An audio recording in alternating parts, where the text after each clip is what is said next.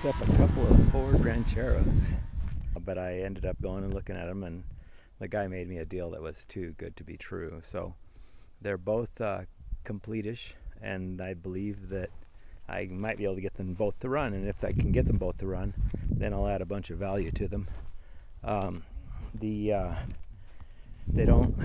64 Ford Falcon does not have a title, but I've got a bill of sale, and if I really decide to do something with it, I'll probably just do a bonded title to get ownership of it. It's got some Bondo in it, which I'm not happy about. I think they both do, actually, but they are both, I'm sure, from the area. The 67 Ranchero, so in 64 it was a Falcon Ranchero, and then they ditched the name in 67 and just went with a Ranchero name instead of Falcon Ranchero. So that one has a 6-cylinder in it with a 3-speed transmission on the column. That one has a 289 with a C4 transmission behind it, and it's another one of these drag racer automobiles. They both need interiors. So you can see this one is gutted. It does have door panels, and the dash is not great but not horrible. It actually has some storage back in there. And then I've got an extra door because this one has a little bit of Bondo on this door that's cracking, and you can see it here. So I'm not sure what's happened to it or what's going on there. The bodies are not in great shape, but I bought this for the drivetrain, I think, because it's got a kind of a shady past as far as a title. The title is not to this car.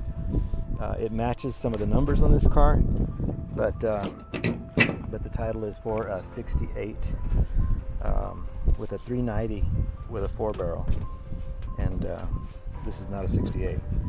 So I'm undoing these hood pins, and I'm going to go ahead and show you under the hood. We've got, let me save these. So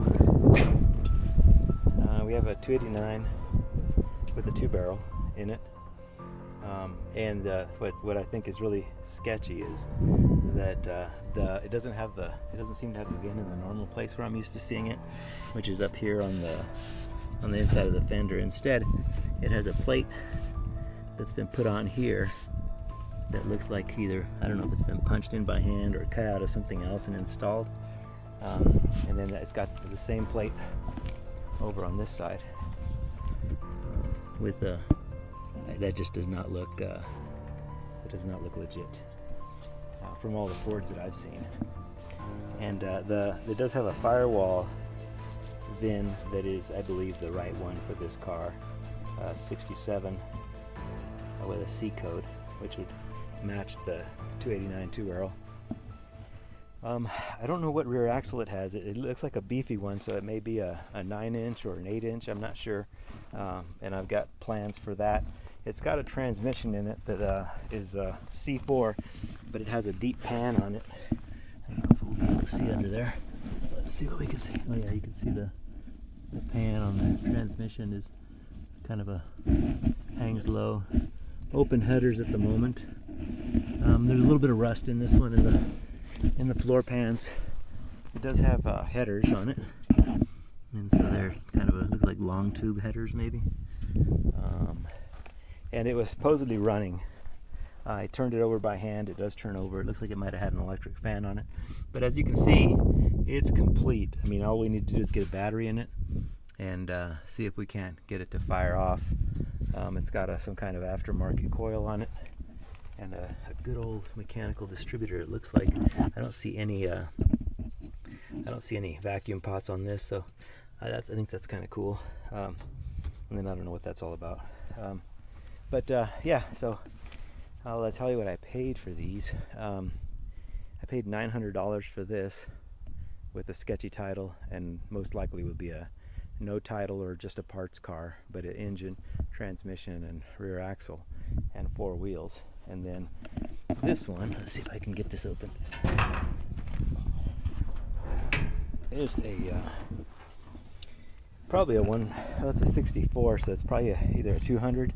It's a U engine code on here, and somebody made an unfortunate decision to cut this brace off so that they could put power brakes on it, and so hopefully the brakes work, at least for that effort that they went to there. But I have not tried to turn this one over, and so I'm not sure. I'll try. But either way, it's a inline 6. It's pretty simple. There's a coil here, which tells me that, actually, let's see where this one goes.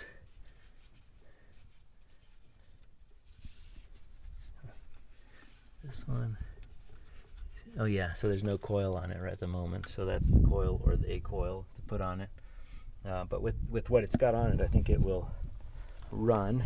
Let's look in the back of each one and see what we've got. This one has some wasps in it, and it also comes with a ton of spare parts. So you can see I've got a steering wheel, a couple of tail lights. So it came from a horde of falcons that I did not realize were just right close to my house. I remember seeing them, but I never stopped, because in my neighborhood you don't stop by people's houses unannounced. And so apparently the guy that had 20 of them, and he died, and his son sold them off, and he sold 3 of them to this one person, and they ended up doing something with the other one, and then these cars ended up just kind of going to whoever would take them. They were originally priced at $3,700 for the pair. I ended up getting them for $1,500. So I paid $600 for this one, and I wasn't going to buy this one. When I looked at them, I saw just a layer of Bondo. It's been repainted, and somebody just slathered on the Bondo. Well, not that bad, but this one actually I think has less rust than the other one does. And so obviously needs a lot of work. Both of them need a lot of work, but I thought that they would make great kind of will it runs. Look at this. That's nice and thick there. And so what I actually would like to do would be to scrape this Bondo off to see what is actually underneath here. And yeah, it's kind of interesting. I know the door on this one is, there's our friends, the wasps. There's actually, it says Mercury Comet on it. I don't know if you can see that. Mercury Comet. So I know the door's from something else. And then I'm going to walk through here and try not to get stuck. And it has mismatched wheels on it, or lug. And I don't know, I've always wanted, this is actually what I would call, I was born in '64, so you could call this a birth year car. I have some watches like that are from the year I was born, and it's kind of nice to have something that is as old as you, that you can get rejuvenated and resurrected again. That's a fuel pump. Yeah, so these are my 2 projects. I just picked them up. It's not like I needed another project, but well, I got them, and I think I got them for a good price, and I think I'm gonna have some fun playing with them, and then when I'm done, maybe I'll move them on to someone else. I know there was somebody that was super interested in this that was in Arizona, and I thought maybe what I could do is contact them and then spend some time getting it running, and then maybe they could just come get it whenever the time comes. It would be a great drag racer, or I don't know, or just parts car, and then I could just have somebody haul the rest of it off. Color wise, I'm not sure, but this has red under here, and it actually has some factory markings, so maybe this was a red one at one time. And then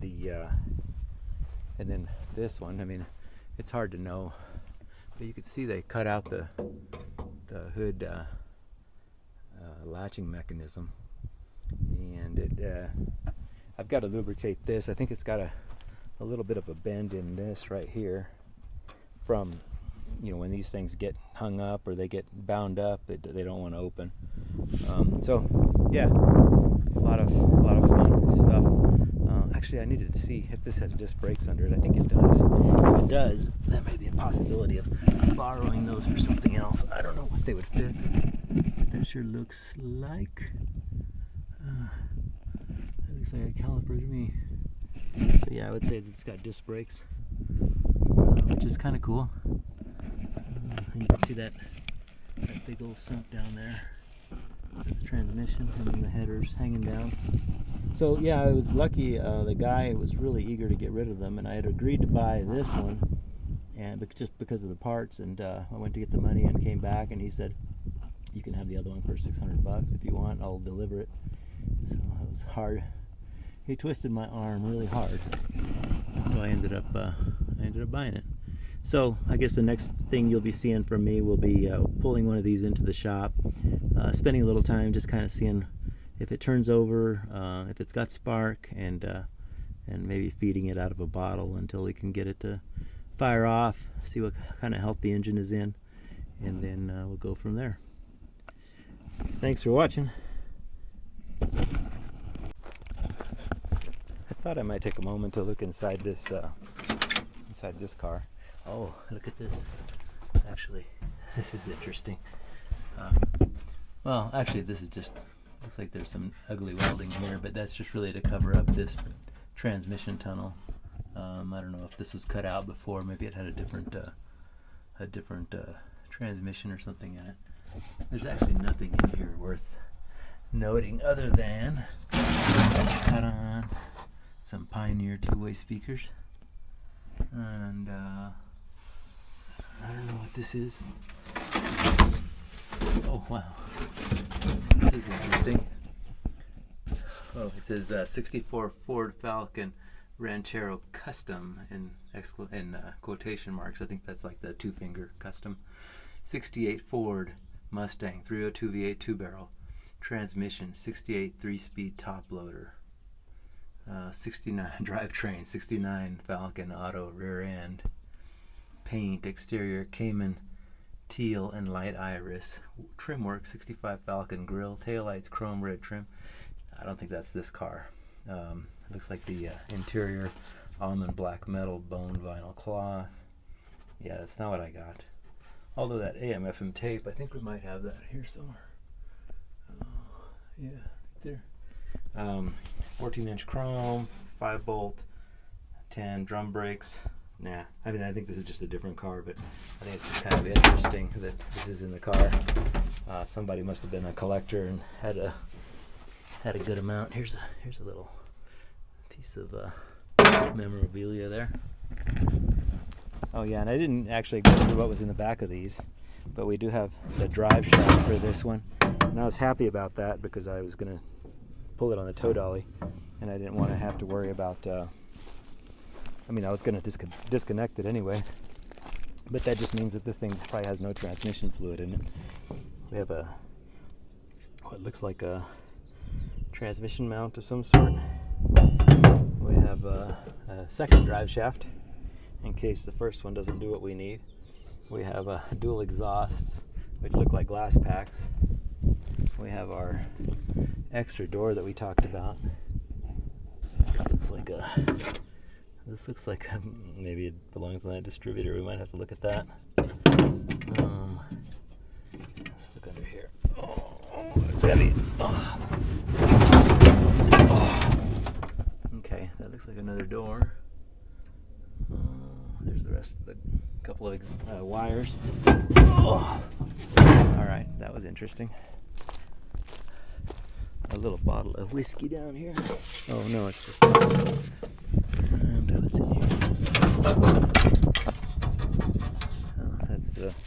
I guess you fill it up there. Maybe you pump fuel into it right here. And I'm afraid to reach into these holes, but you gotta do what you gotta do. And then over here we have what looks like a 6-cylinder radiator. I know there's one already on it. There's a couple of not Falcon door panels. Here's a extra fuel tank. Oh, that looks like one of the wheels for this car. That's pretty cool because that matches the red trim on these. So that's good. Look under here. Yeah, I don't know if that radiator is going to be any good. Let's see. There's some. I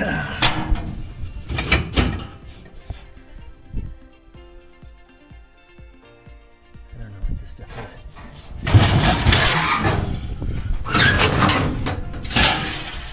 1, 2, 3, 4. Looks like headlights.